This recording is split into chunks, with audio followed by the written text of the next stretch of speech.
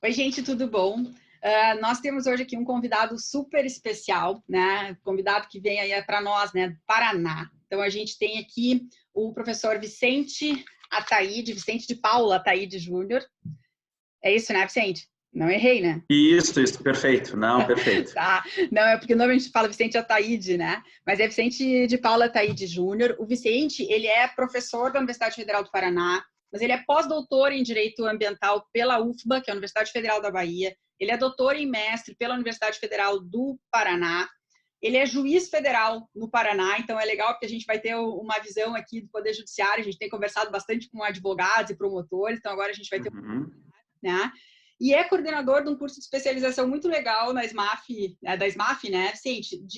Da SMAF. De Direito Animal. Então, assim, olha, Vicente, nós vamos conversar hoje, então, sobre judicialização. Acho que tu é uma pessoa, né, perfeita para a gente pensar e conversar sobre isso, porque tem um olhar bem específico sobre a temática.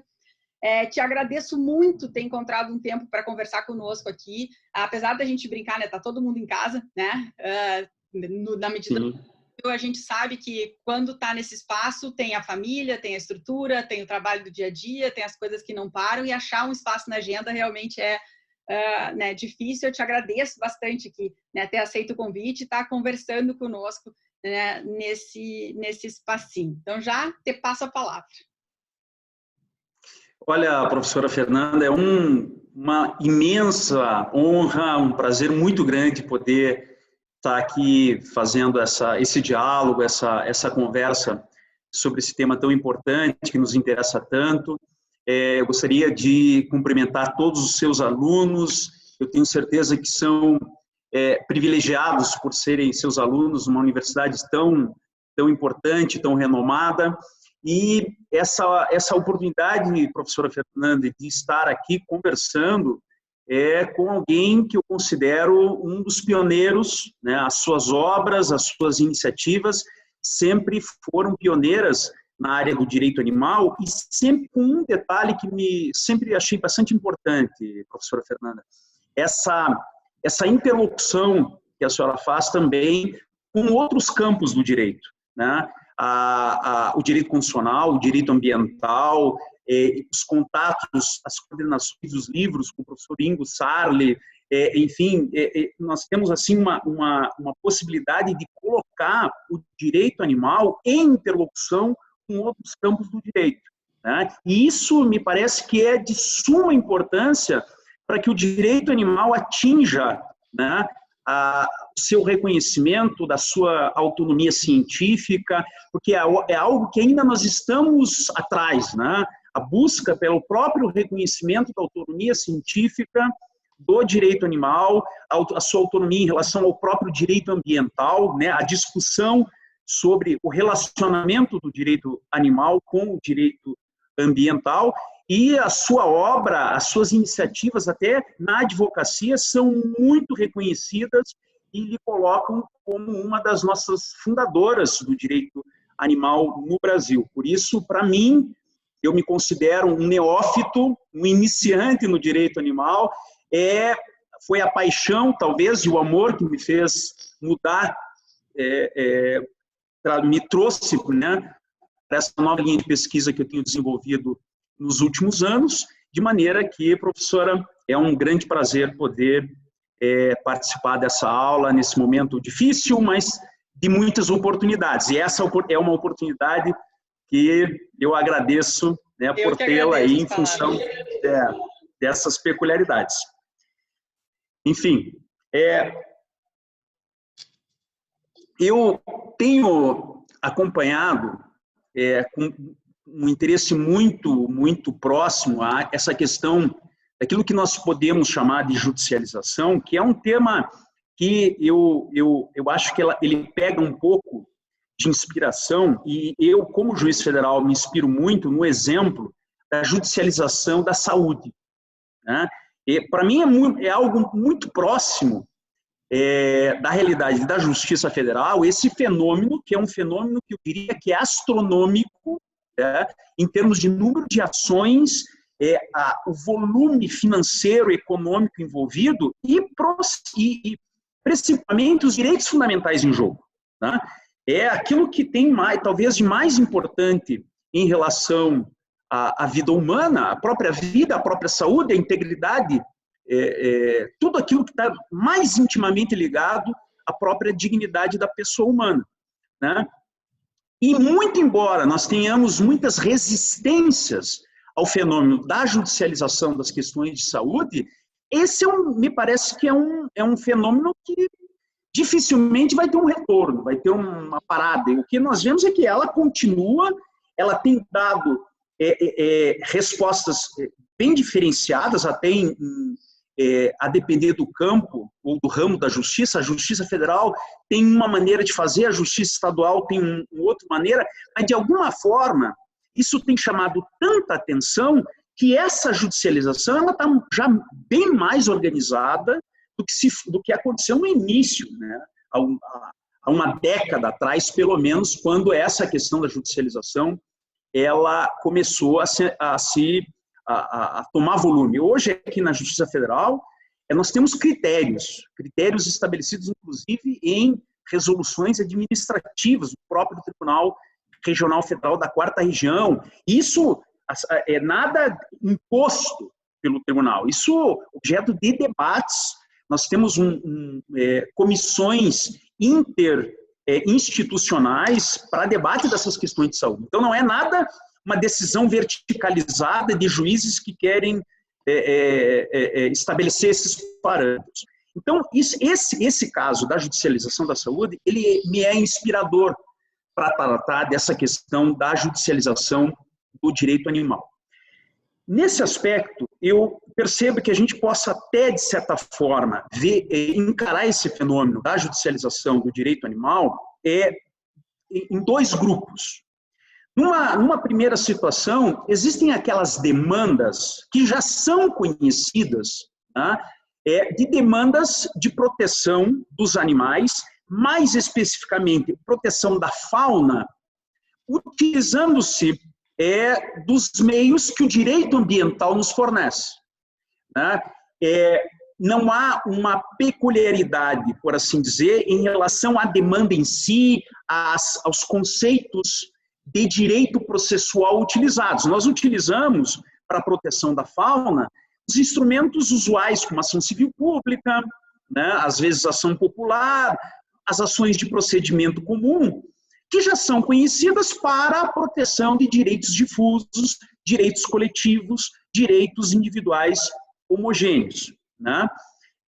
Evidentemente que dentro desse aspecto nós temos as ações que chegam à jurisdição constitucional e que são extremamente importantes, um estudo indispensável para qualquer um que queira tratar do direito animal. Não dá para falar hoje do direito animal sem citar os precedentes do Supremo Tribunal Federal desde os anos 90. Fala do boi, rinhas de galo e, sobretudo, a vaquejada, né? A DIN 4983, que, ao meu ver, foi o precedente histórico, né, de reconhecimento da própria dignidade individual dos animais, conforme votos lá vencedores nesse precedente. Não obstante, nós tivemos, né, que alguns encaram como retrocesso, né, a DIN, que dizia a respeito à utilização de animais em rituais religiosos, e, mais recentemente, não propriamente tratando da temática de direito animal, mas com consequências para o direito animal, essa discussão sobre a constitucionalidade de lei estadual do Amazonas, no que tange a possibilidade de proibir testes de cosméticos em animais. Tá?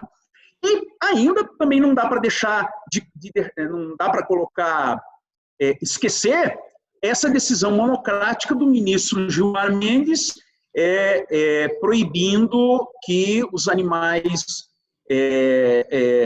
recolhidos na fiscalização, que estavam sendo submetidos a maus tratos, pudessem ser mortos, né, naquela expressão que acabou sendo utilizada, eutanasiados, né, que nós sabemos que é o uso deformado aí perverso do vocabulário técnico, né, porque eutanásia, de fato, não é o caso, não se enquadra nessa situação.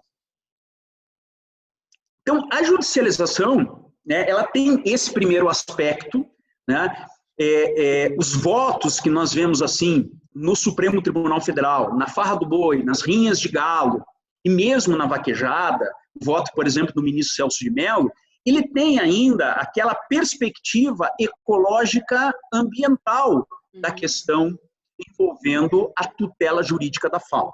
Essa é uma primeira maneira de ver a judicialização, que tem tido, né, os seus sucessos, tem dado uma contribuição realmente importante.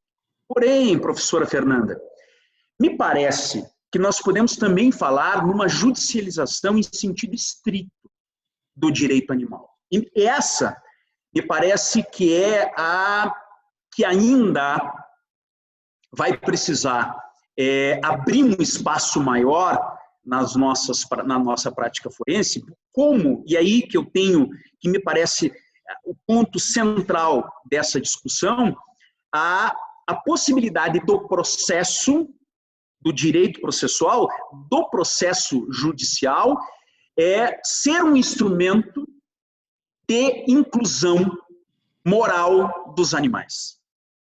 O processo como forma de inclusão moral dos animais. O que quero dizer com isso? Com essa forma estrita de judicialização. A forma estrita de judicialização do direito animal é composta pelas ações em que o animal não é objeto de tutela. Ele é sujeito. Sujeito, não apenas sujeito de direitos fundamentais, mas principalmente como sujeito do processo. E como a minha formação, professora Fernanda, é o direito processual civil, o meu mestrado, doutorado, eu sou professora adjunto aqui na Universidade Federal do Paraná de direito processual civil. Então, os meus estudos têm sido basicamente centrados nessa perspectiva estrita da judicialização. O que a gente precisa construir para permitir que uma demanda judicial seja proposta por um animal vítima, por exemplo, de maus tratos, né? Um animal que tenha seus direitos fundamentais violados e que possa postular, por exemplo, uma das hipóteses que já começam a aparecer, uma demanda de reparação de danos.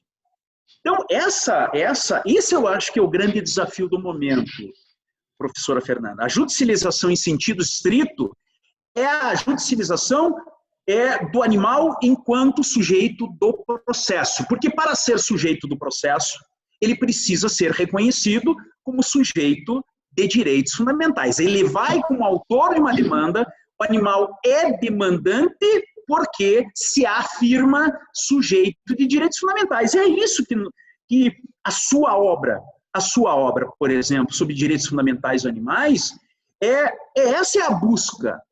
Né? Essa é a busca. Como que nós podemos incluir os animais na nossa comunidade moral? Esse tem sido sempre o desafio da filosofia. Né? E me parece que o processo judicial pode ser um instrumento muito importante nesse desiderato. Porque se conseguirmos posicionar os animais como sujeitos do processo, não teremos, aí é um caminho sem volta. Né? Sendo sujeitos do processo, são sujeitos de direitos fundamentais e quem é sujeito não pode ser tratado como coisa, está incluído na nossa comunidade moral. Que tal? Olha, eu até estava aqui, estava te ouvindo, já peguei assim um papelzinho aqui para anotar coisas que eu, né, que tu trouxe trazendo aqui para gente, que são coisas mega importantes. Até tem uma frase aqui que eu já anotei, assim, tô louca agora para usar no próximo artigo, né, doutor Vicente de Paula, né, aqui, claro. Processo como forma de inclusão moral dos animais. Cara, isso é fantástico, né, a gente pensar sobre isso, essa relação. E acho que tu começou, eu vou fazer ali, voltar um pouquinho ali, quando tu começa a falar assim, a busca pela autonomia desse direito, né? Toda vez que parece que algum ramo do direito começa a botar a cabeça para fora, parece que vem alguém em cima para martelar e dizer, não pode, né? Mas a questão é que, Exato. de fato, a gente, nas próprias ações judiciais, observa que há uma diferença brutal em pensar a proteção da fauna sobre a ótica do direito ambiental e pensar a proteção dos animais sobre a ótica desse outro olhar que é o direito animal, né? Então, tanto que algumas decisões que foram muito comentadas o ano passado, e aí, quando eu fui comentar, disseram assim, ela vem a Cavaleira do Apocalipse, né? Só olha o lado ruim. Eu falei, não, mas não é olhar o lado ruim. Às vezes a gente tem que olhar de forma crítica coisas bacanas, né? Chama atenção para a galera, a gente chama atenção só da parte boa, mas aí por dentro a gente vai ter que olhar, né? Aquele julgado do papagaio, te lembra? Do STJ? Sim. Og Fernandes. Exato. Ali aquela relação toda ali, é uma confusão teórica entre direito da natureza, Exatamente. Direito animal. Isso é legal ele ter reconhecido a dignidade para o papagaio, é bacana, é importante, mas não, a fundamentação não pode ser aquela coisa, não pode ser daquele jeito. Concordo. Sabe? E isso é importante. Concordo plenamente. É importante, é um olhar diferente, né? Por isso, professora, eu percebo assim que esse processo de judicialização ele vai demandar da academia, vai demandar da doutrina, né, uma indispensável investimento em termos dogmáticos. Uhum. Nós estamos ainda a precisar de mais material, não tanto filosófico e mais estritamente dogmático, né, conceitual, exatamente para municiar as demandas judiciais. Os advogados animalistas, né, vão precisar ter base, substrato teórico para dizer, olha, eu estou aqui para tratar o animal pela sua dignidade própria, porque são seres sencientes, são protegidos pela Constituição, pela sua relevância individual, independentemente da sua relevância ambiental. Uhum. Né? Eu tenho desenvolvido aqui na universidade uma pesquisa de opinião com os juízes e as primeiras amostras do nosso levantamento, a grande maioria dos juízes brasileiros sequer sabe o que significa a palavra senciência. Nunca ouviram falar a palavra senciência. Como que nós vamos poder esperar uma decisão que reconheça a dignidade do animal, que pense o animal enquanto indivíduo e não como biodiversidade, não como parcela do meio ambiente, se a categoria que talvez seja a categoria fundante do direito animal, pelo menos no Brasil, a senciência é absolutamente desconhecida. Uhum. Né?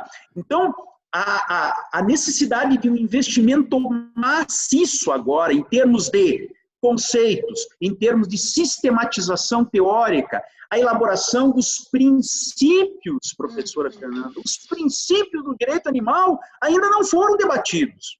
Né? Eu tomei a liberdade de lançar... Desculpa te interromper, Vicente, mas a gente simplesmente não pode buscar, assim, vou pegar o que trata aqui o direito ambiental como princípio, vou pegar a Constituição e jogar aqui para dentro como se fosse igual. É uma leitura diferente das coisas e é outra base, né? É uma outra estrutura. E até já pegando... Exatamente. Mas já pegando a deixa, que eu acho que é importante, a questão está trazendo a questão dogmática e esse cruzamento com os outros ramos do direito, porque boa parte da discussão que a gente tem hoje no judiciário com a proteção animal, ela envolve, como tu disseste bem aqui, a questão de repartição de competências. Né? Se a criatura está lá e não tem direito constitucional, não consegue trazer esse olhar... não adianta a gente ficar discutindo filosoficamente a proteção se eu não consigo falar sobre repartição de competência constitucional, né? A gente tem um processo... Perfeitamente. A gente tem um processo, Vicente, aqui em Porto Alegre, que é sobre as casinhas para cães comunitários em calçadas. Acompanhei. Nessa discussão desse processo, a discussão de fundo é competência. Né? É claro que o que embasou o juiz e agora o Tribunal de Justiça a continuar liberando as casinhas para a gente aqui no município, o argumento até foi muito bacana, foi a questão ali da senciência, reconhecimento da dignidade, que o animal não pode ficar exposto, já que o poder público não faz nada. Isso. Está fazendo, ok. Mas a discussão toda pode ou não pode o município negar, já que tem a lei estadual? Né? Então, são debates que o direito animal tem que estar preparado, né? Eu acho que do ponto de vista filosófico, a gente já está bem nutrido, né? A gente consegue trazer uma discussão super forte do ponto de vista da filosofia, né? Mas tu tem toda a razão, do ponto de vista... Inclusive no Brasil. Isso, inclusive no Brasil. Né? Do ponto de vista da jurídica, dogmática, está nos faltando, né? Está nos faltando uma organização. E será que aí a gente fica pensando, né? Será que essa é a causa da gente não conseguir um reconhecimento de uma autonomia, ou seja, a ausência de uma estrutura principiológica própria, né? De uma estrutura dogmática própria, faz a gente ainda ficar ali abraçado ao direito animal, ao direito ambiental, que quando fala em proteção à fauna, está pensando na proteção sistêmica, né? Se biologicamente está legal, né? Um exemplo que eu costumo dar, até eu falo assim, pro direito ambiental, se a gente vai lá e tem a morte de um tubarão, mas a espécie continua em número populacional legal, para o direito ambiental, né? Para o direito animal não está legal. Exatamente. Tem um exemplo que me parece mais crítico, né? Que é a temática das espécies consideradas invasoras e catalogadas como nocivas. O exemplo mais citado ultimamente é do javali europeu, que é um animal que de fato não é da nossa biodiversidade, mas que foi introduzido para servir como carne, produção de carne, e que acabou sendo solto na natureza e se alastrou, né? Mas é um animal que tem é um animal senciente, que tem família, que tem laços estruturais, social, enfim. E simplesmente as regulamentações que foram baixadas, especialmente pelo IBAMA, para poder enfrentar a temática, é liberar a caça. É simplesmente liberar a caça, e que assumiu um caráter de caça esportiva, né? Sem muitos critérios, que afeta também a questão ambiental, porque muitas espécies acabam sendo abatidas sem serem efetivamente o javali europeu, mas não se pensa na dor, no sofrimento dos animais que efetivamente serão objeto de caça. Muitas dessas atividades são feitas com cães, ou seja, o animal é submetido a práticas cruéis que são efetivamente proibidas pela Constituição. Então, eu percebo que o direito ambiental, ele sozinho, ele não consegue dar respostas suficientes para a dignidade animal, para o valor que o animal enquanto indivíduo tem, né? E aí, de fato, eu tenho defendido que o direito animal ele precisa uma emancipação em relação ao direito ambiental, ele tem que ter uma fundamentação própria, um conceito e uma principiologia própria. E me parece, professora, que a grande vantagem que nós no Brasil temos é exatamente a regra da proibição da crueldade, que tem extrato constitucional. Né?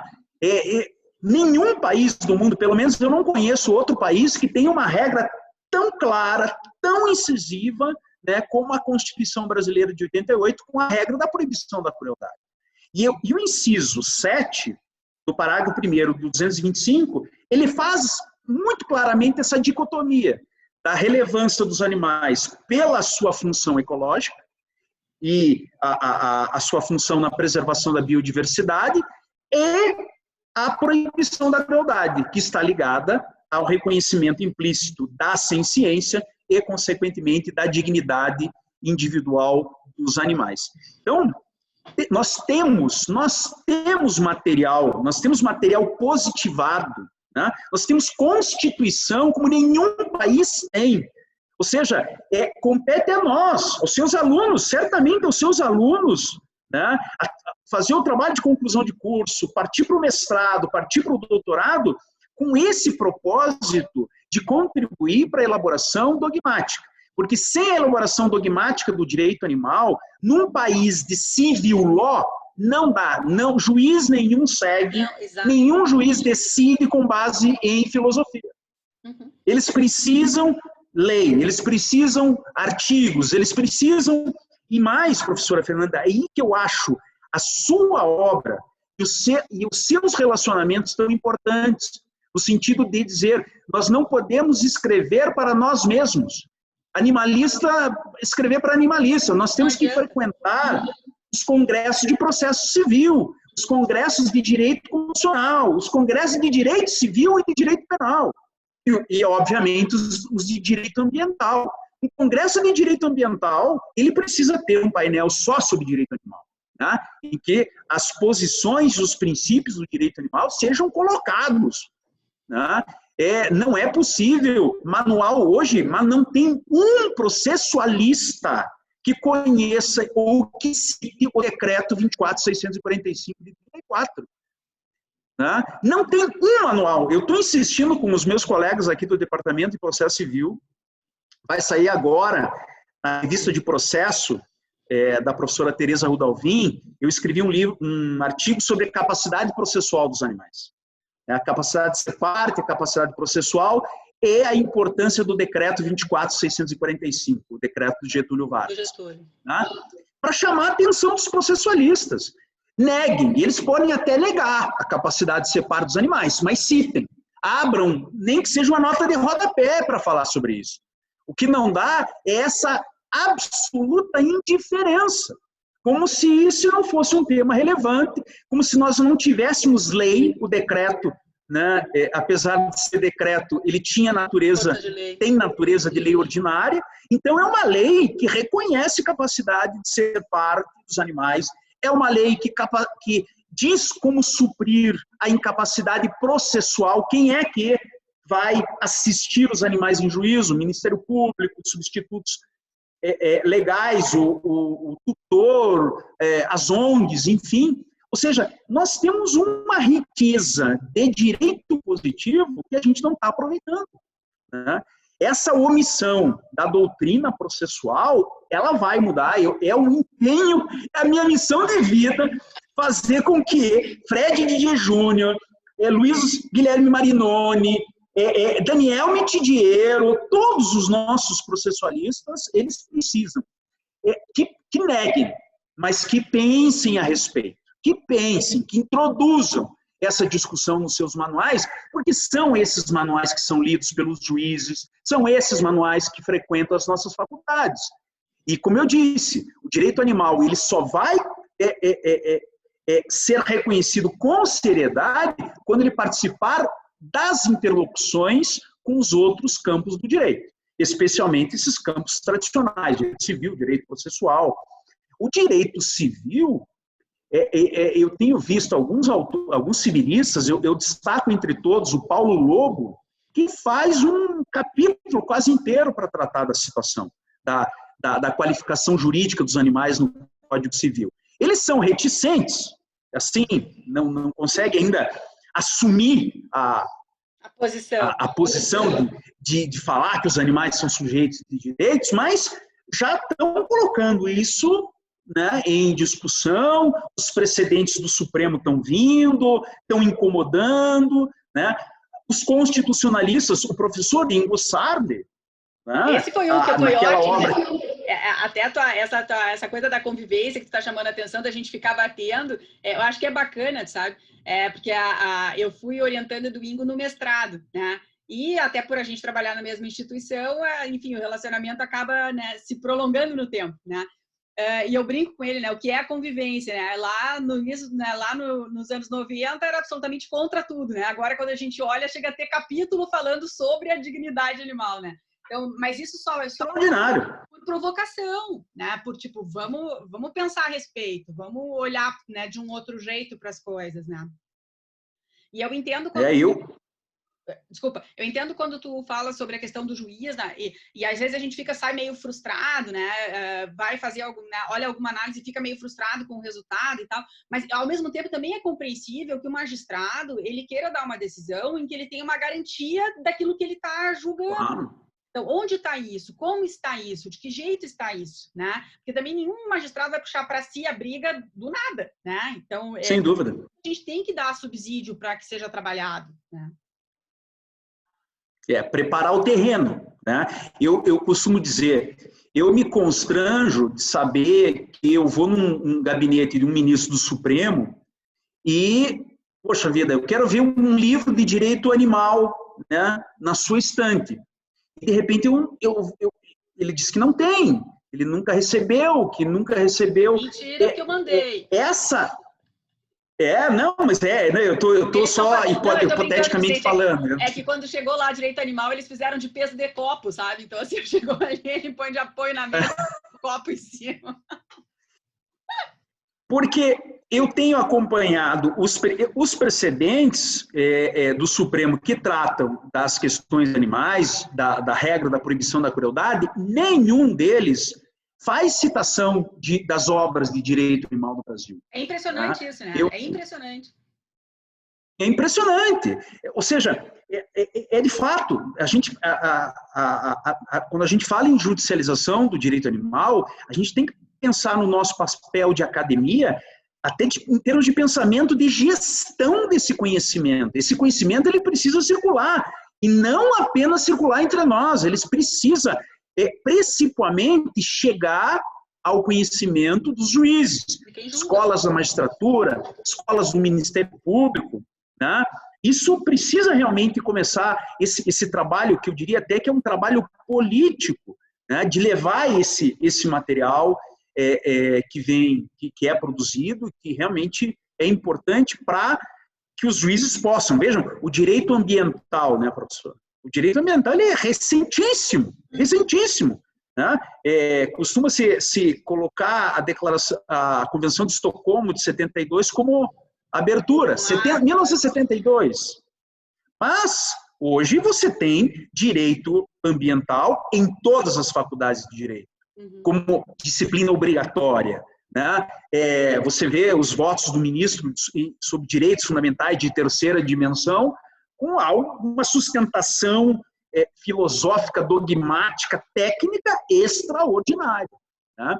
Então, professora, me parece que é um pressuposto indispensável para o sucesso dessa judicialização em sentido estrito, né, que nós façamos um investimento nas nossas faculdades, especialmente nos programas de pós-graduação, no mestrado e no doutorado, em termos de produção dogmática e até mesmo epistemológica, de elaboração da nossa propedêutica, que ainda não foi lançada adequadamente, né? Isso é indispensável para que a gente possa realmente ter um sucesso, conseguir fundamentações de decisões judiciais nesse sentido preconizado pelo direito animal. Mas eu tenho esperança. Eu acho que nós já estamos dando os primeiros passos.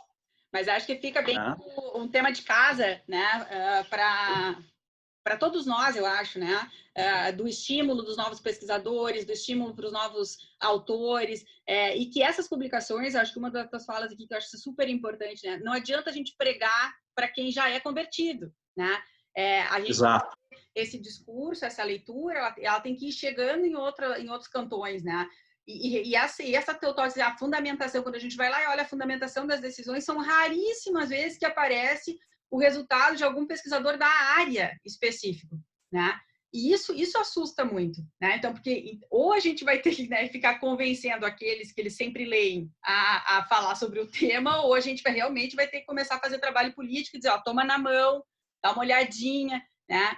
Ver o que acha, para fazer com que esse conhecimento que é produzido, né, dentro das universidades, e que a gente já tem muita publicação, né, chegue, né, onde tem que chegar, né? Exatamente. E eu tenho procurado enfatizar, a senhora bem destacou no início a questão da repartição de competências, porque o direito animal, como o direito ambiental, ao contrário, por exemplo, do direito civil e do direito penal, a competência ela é repartida entre a União e os estados, né, a competência concorrente.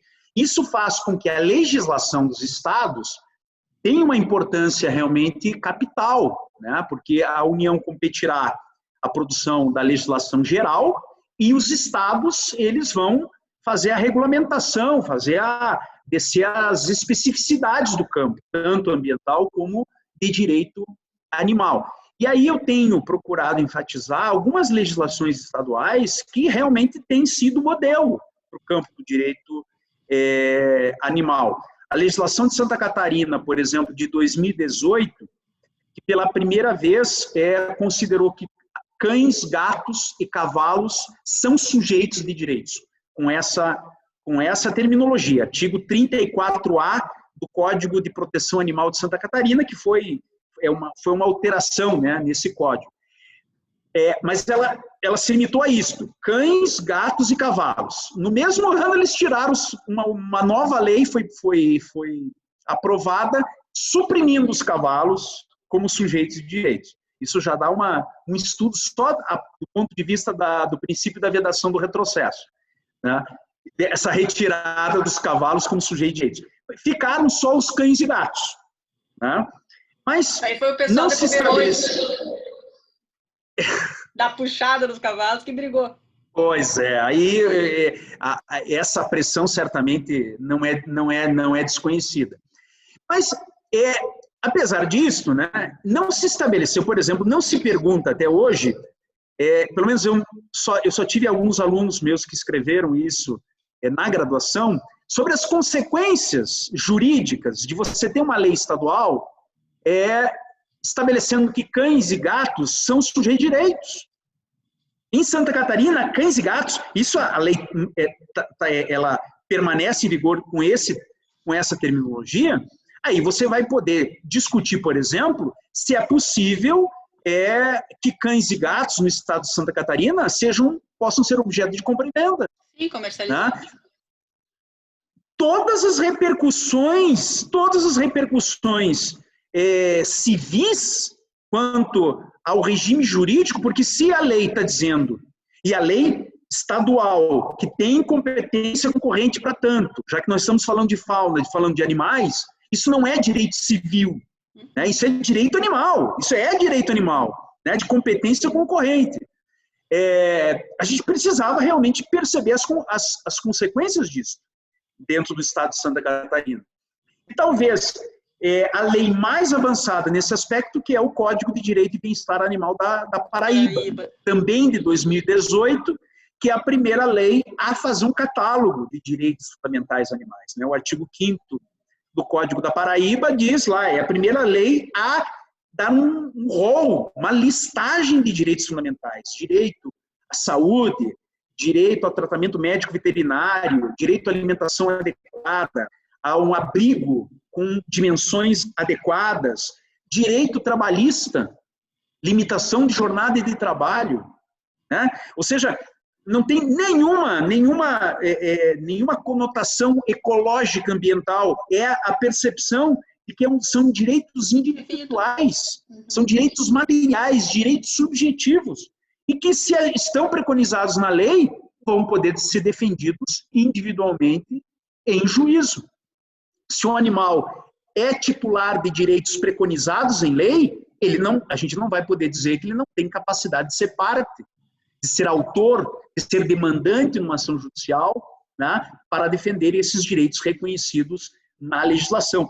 Então, professora, além de termos uma Constituição singular, única no mundo, a ter a regra da proibição da crueldade, na repartição constitucional das competências, alguns estados já estão produzindo legislação de direito animal, em que o animal ele é percebido pela sua individualidade, pela sua dignidade própria. Cada animal é importante por si próprio, independentemente da sua relevância ecológica. Então, todo esse material, professora Fernanda Medeiros, precisa ser organizado doutrinariamente.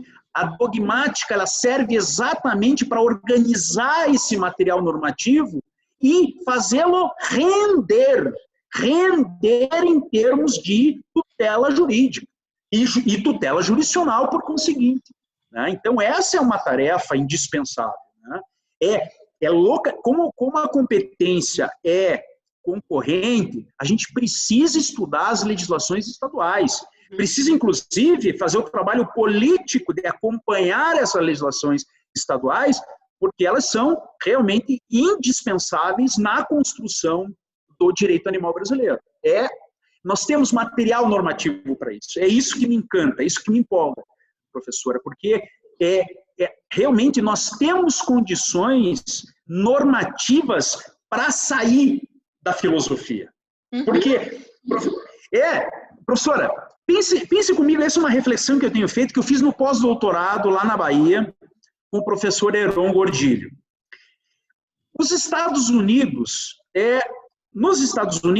a filosofia é algo extraordinário em termos de produção filosófica, ética animal. Nós temos os maiores autores de filosofia, onde o Peter Singer trabalhou, Tom Regan, Gary Francione, Stephen Wise, todo mundo, todos os caras que nós citamos são americanos. Por que nos Estados Unidos não se consegue produzir um direito animal, dogmaticamente falando? Porque eles não têm leis, não tem nada, nenhuma lei, salvo poucas referências em algumas leis estaduais, mas eles não têm arcabouço de ordenamento jurídico para produzir decisões, ações que realmente possam ter um impacto nesse sentido. Ao contrário do Brasil. Só o fato, se a gente levar o nosso direito constitucional a sério, a regra da proibição da crueldade a sério, nós temos muito para render em termos de proteção dos animais pelo processo judicial. Então, a gente tem condições de sair da filosofia, não desprezando a filosofia, não é isto, não é menosprezar o trabalho indispensável da filosofia. É compreensível, e foi um primeiro passo importante para nós, ter todo esse arcabouço filosófico, ético, forte, que inclusive gerou uma escola significativa no Brasil, trabalhando sobre isso. Sem dúvida. Mas, de fato, as mudanças, a questão da modificação do agir, do reconhecimento, né, da conduta, ela vai vir através da atividade, né, jurídica. E aí eu tenho que sair da questão filosófica e ver qual é que é o caminho que eu tenho dentro do ordenamento e como é que a gente estrutura isso. E aí eu concordo contigo. Né? Uma coisa é discutir a proteção animal do ponto de vista filosófico, a outra coisa é a gente discutir a proteção. Então, eu tenho direito animal lá na filosofia e eu tenho direito animal como ordenamento jurídico aqui dentro do direito. E a gente realmente está precisando desenvolver com força isso agora, né? Cada vez mais, né? As questões. A própria discussão da vedação da faculdade já foi uma luta, né? Para que as pessoas aceitassem que depois é regra e que aquilo está posto reclama, vamos esperar a nova Constituição. Enquanto não é essa aí decidiu assim, né? Perfeitamente. Eu tenho acompanhado dois casos em que foram propostas ações judiciais por animais, né, por animais de estimação, ou animais domésticos, cães e gatos, mas a resistência do judiciário ainda grande, né? É bem sentida. A primeira ação, são duas ações que praticamente estão tramitando concomitantemente.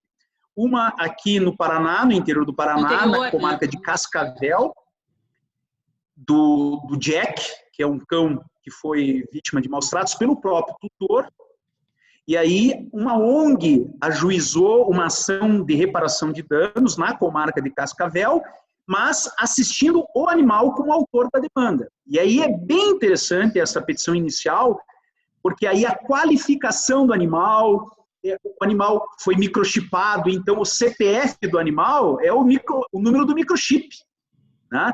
Você tem que ter uma qualificação que você vai ter que bolar. Veja, aí a advocacia animalista é extraordinária, porque ela vai ocupar esse espaço, né? E aí a gente, como academia, tem que dar as sugestões necessárias, dar esse material para que o advogado que está lá, né, que ocupa, faz essas iniciativas. Né? E foi proposta a demanda, mas a juíza de primeiro grau não negou a capacidade de ser parte do animal, mas infelizmente por fundamentos errados. Ela negou, por exemplo, que o decreto 24, ela não chegou nem a negar a vigência do decreto, nem chegou a negar a vigência. Disse que o decreto 24.645 não previa a capacidade de ser parte, mas simplesmente de assistência social aos animais. Muito embora. Forçou. Forçou, né? Se ela tivesse discutido que estava revogado, tudo bem, né? A gente até aceita a discussão, né? Seria muito mais aceitável, né? E o detalhe interessante é que já houve, como posteriormente houve uma emenda à petição inicial, e aí o animal ele ficou em litisconsórcio ativo com a própria ONG. A ONG representando o animal e a ONG em nome próprio. Por quê? Porque anteriormente a ONG também teve danos materiais, porque ela que custeou o tratamento do animal, etc. Então ela também está pedindo ressarcimento em nome próprio. E o que aconteceu? A juíza não aceitou a emenda e excluiu o cão. Deixou só a ONG no polo ativo da demanda.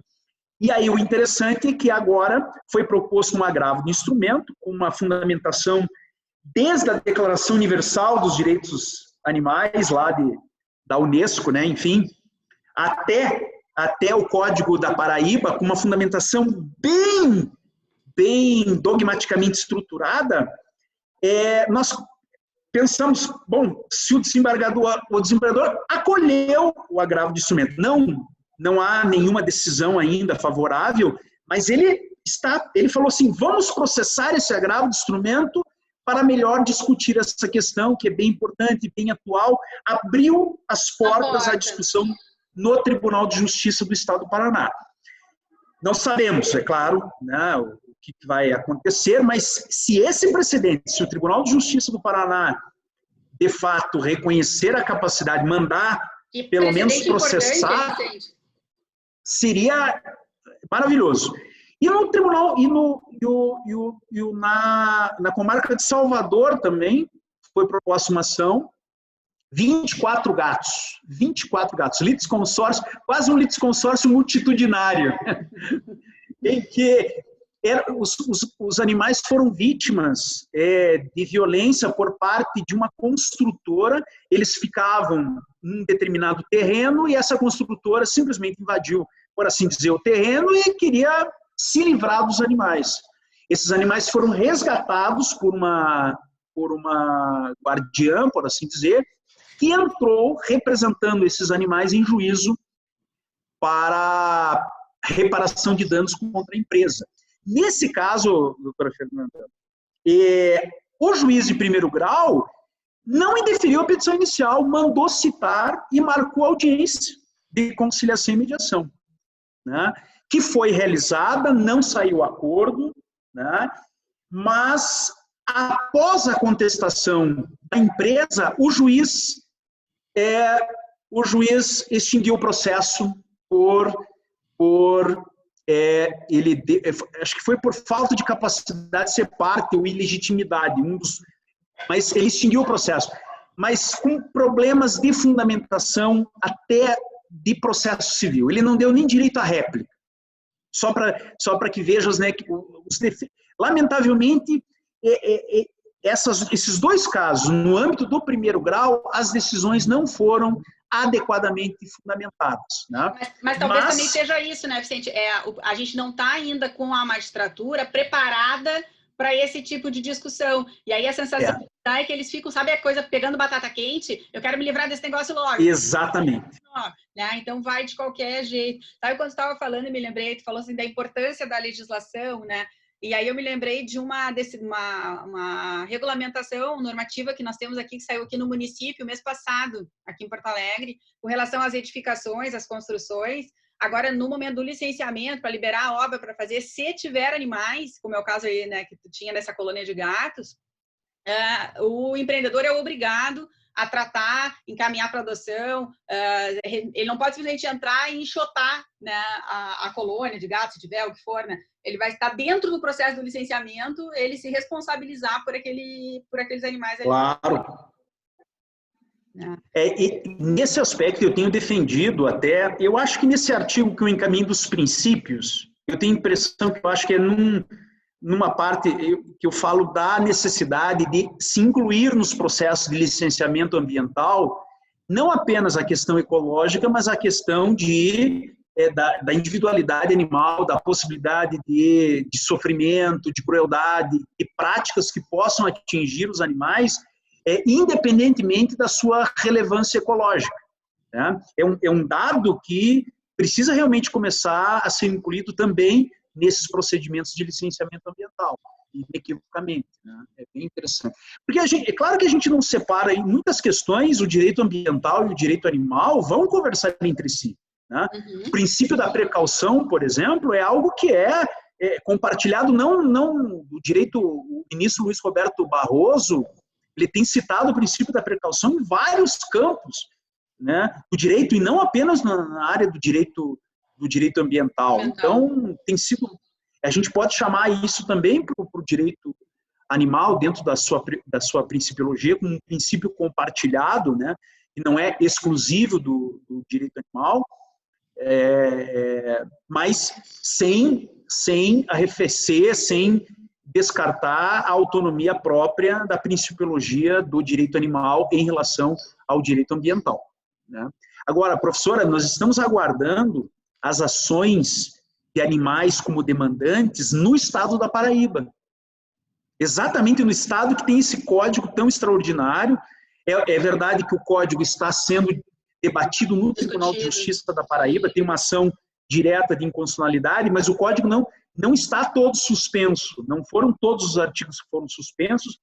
O artigo 5º, a maioria ali dos incisos do artigo 5º estão de pé, não foram suspensos. Então, uma ação judicial de animais no estado da Paraíba, poxa vida, né? Se o juiz paraibano não reconhecer a sua própria legislação, né? Então, é uma expectativa que nós temos em relação a demandas judiciais lá nesse estado que tem uma legislação tão avançada nesses aspectos.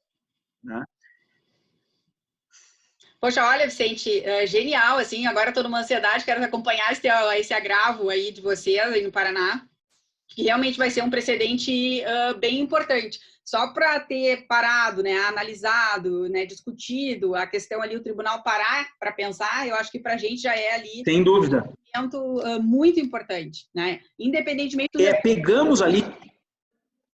Pegamos a sorte de um desembargador muito competente, muito centrado. A fundamentação que ele fez já na decisão que mandou processar o agravo, você vê ali que é um desembargador que quer refletir, que reflete sobre as questões, que enfrenta, que contextualiza, que não passa batido pelas questões mais importantes. Né? Eu vou lhe passar isso por WhatsApp, inclusive, e eu queria deixar, professora, vou colocar até no nosso chat, aqui, ó, esse é o endereço do nosso programa, do portal do nosso programa de Direito Animal aqui da Universidade Federal do Paraná. E Animais tem um projeto com direito... de extensão, né? Exatamente. E ele continua, mesmo com a pandemia, nós estamos produzindo, porque esse portal ele tem por objetivo reunir todo o material disponível, possíveis decisões judiciais, artigos, legislação, documentos internacionais, bibliografia, tudo que a gente puder de direito animal, reunir num portal exatamente para municiar advogados animalistas, advogados em geral, os pesquisadores, tanto na graduação, na pós-graduação. Às vezes, as pessoas precisam de um local ali que você encontre, por exemplo, tem todos os precedentes do Supremo, inclusive a decisão do ministro Gilmar Mendes, né? Facilitar o acesso a esses normativos, a esse material que é bem típico do direito animal brasileiro. Né? Então, eu gostaria até de convidar os seus alunos, né, a acessar o material. Tem indicações de cursos, inclusive online, né? Ali tem muita coisa rica para subsidiar pesquisas na área do direito animal. A ideia realmente é avançar as nossas pesquisas dogmáticas no campo do direito animal, e esse portal está sendo alimentado exatamente com esse propósito. Que baita iniciativa. Mas, com certeza que vamos realizar a divulgação. Vicente, eu sem palavras para te agradecer. Né? O debate aqui foi super importante. Acho que os pontos que tu está levantando, né, para a gente são pontos de ação. Né? Isso é o que eu acho bacana. A gente tem meta, na verdade, né, enquanto essa construção de direito. E é legal a gente poder fazer parte disso, né? Poder estar na construção de uma coisa nova e ainda trazer mais gente para pensar isso, né? Para fazer a construção de um ramo, né? De um pensar diferente. Então, acho que a gente está vivendo um momento bem propício, né? Para isso. Né? E a academia tem um papel singular, né? Um papel excepcional nesse trajeto. Mas, olha, Vicente, muito, muito, muito obrigada mesmo. Né? Vamos acompanhar aí esse agravo para ver esse resultado, né? Para ver a argumentação feita, né? E vamos estimular aí a produção para ver se a gente consegue chegar, né, nas pessoas que decidem, né? Nem que seja devagarinho, né? Devagarinho um pouquinho a gente vai lá fazendo esse trabalho de formiguinha. Mas muito, muito obrigada mesmo, Vicente. Professora, eu só tenho a agradecer a essa oportunidade. Eu fico à sua inteira disposição para outras aulas, para outros debates, para outros diálogos. Eu tenho realmente me dedicado quase que exclusivamente a isso. Agora, eu lhe mandei, né, 2 artigos, um artigo que é de 2018 e um que saiu agora esse ano, que são o de 2018, que de introdução, ele é um panorama geral até 2018 do direito animal, tanto na jurisprudência, na Constituição, nas leis, e agora esse de 2020, que saiu na revista da pós-graduação da Federal da Bahia, é uma proposta, né, de principiologia para o direito animal. É apenas uma ideia, né, para ser colocada em discussão, para que a gente possa realmente avançar também quanto aos princípios do direito animal. Né? E agora, assim que sair, eu também quero lhe mandar o artigo sobre a capacidade processual dos animais, que vai sair na revista de processo, né, coordenado pela professora Teresa Arruda Alvim, e deve sair também ainda esse semestre um artigo específico sobre a história e a vigência do decreto 24.645 de 34 na Revista Brasileira de Direito Animal, né, que é coordenada pelo professor Heron. Né? Então, a minha ideia é lançar esses artigos para realmente fomentar um debate bem mais dogmático, de instrumentos necessários a essa judicialização estrita do direito animal. Eu quero, assim que sair, lhe municiar, encaminhar esse material e até mandar para os seus alunos. Por favor, mesmo. E até essa discussão do decreto do Getúlio é uma discussão super importante que a gente há horas observa na literatura, o pessoal titubeando, né, nas assertivas, enfim. Então, é um debate importante e ali o conteúdo para nós é significativo, né, para a gente poder lidar, inclusive processalmente, com a temática, né. E o seu livro de direitos fundamentais, me lembro que na última conversa que tivemos, estava para sair uma nova edição. Tá, mas daí a gente deu... A culpa é toda minha, coitadinha da editora, da livraria. Eu não consegui ainda, porque cada vez que eu acho que eu terminei de fazer, de montar, eu acabo me dando conta que não, mas isso aqui ia ser importante. E aí, agora, conversando contigo, eu acho que eu entendi um pouco a minha angústia. Porque a sensação de dizer, bom, se a gente está falando sobre isso, então é o momento de colocar uma estrutura, né, normativa forte. Aí vai, bom, mas se essa discussão aí eu vejo que daí eu agora que ando segurando a segunda edição, justamente para ver qual, né, o caminho, e o caminho na verdade é na linha do que tu estás dizendo, né? Quase que a gente pensar uma teoria geral para o direito animal, né? Sem dúvida, sem dúvida, esse é o caminho. E professora, eu gostaria de até me dirigir aos seus alunos que nos ouvem para dizer assim, olha, esse é o campo em que você pode fazer história e não simplesmente passar pela história. Né? Esse é um campo que está sendo construído em que uma contribuição que você possa fazer, um trabalho científico, uma publicação, ela vai integrar exatamente esse momento de construção fundamental, que é o momento de construção dogmática e de judicialização do direito animal. Então, vale a pena, né? Não é simplesmente passar e fazer algo lateral, é fazer algo que é fundamental na construção histórica desse novo campo e que trabalha basicamente com os seres mais vulneráveis do planeta, né? Se nós temos seres humanos vulneráveis, certamente temos a hiper ou mega hiper vulnerabilidade, sem sombra de dúvida, é dos animais que não têm voz, que não têm reação própria, né, para poder se defender contra a violência, contra a opressão, que, infelizmente, a cada dia ainda a humanidade lhes inflige, né?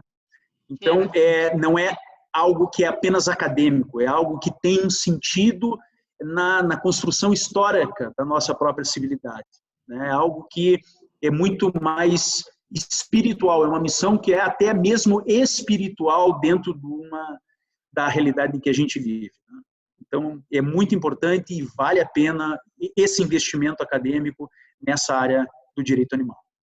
Vale mesmo, Vicente. Olha, muito, muito obrigada. E aqui eu vou te chamar para a gente conversar mais vezes aqui. Vamos separando outros tópicos aqui para a gente chamar, mas aqui já tem conteúdo para a gente refletir por um bom tempo, né? Muito obrigada mesmo, né? E até uma próxima, se tu estiver disposto.